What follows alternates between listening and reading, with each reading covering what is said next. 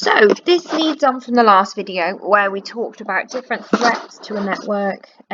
We mainly looked at malware and different types of attack, like DDoS attacks, active attacks, that kind of thing.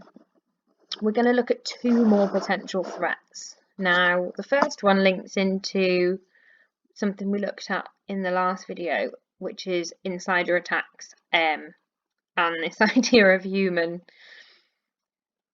kind of error. Now, people really are the weak link, okay?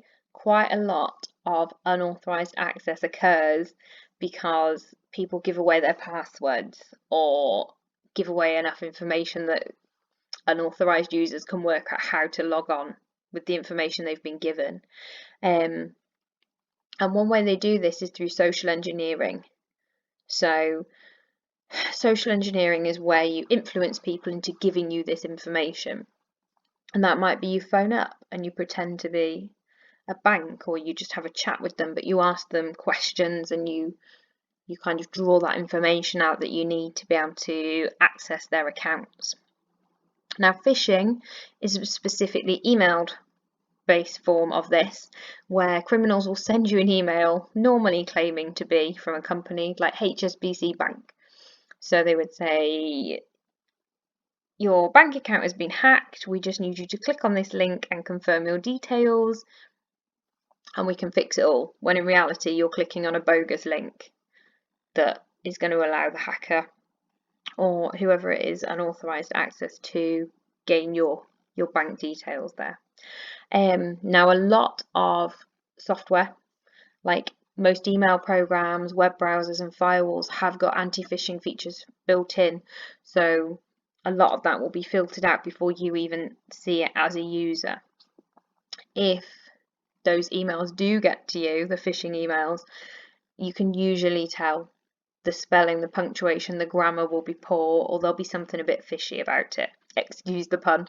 So yes, that is people. Now, one particular type of attack that affects any network that uses a database is SQL injections. Now, we will be doing some SQL coding later in the year, so we'll come back to this then and look at exactly how it would work.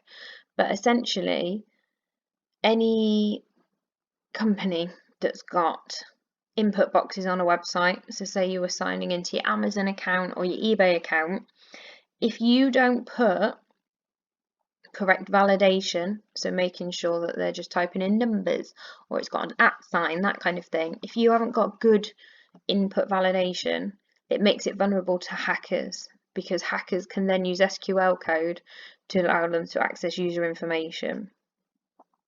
If you've got good validation, so with this one, for example, if they didn't put a number in or it didn't have an @ sign, Amazon's website would come up with an error, so the validation is good. Makes it far less vulnerable.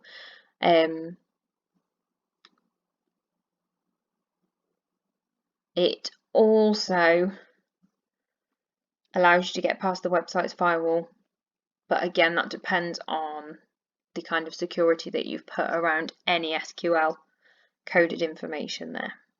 But again, please don't worry about SQL injections at the moment, as long as you've got an idea that they are a threat and that they work on company websites that are linked to databases. Or when we look at SQL coding later on, we will revisit this.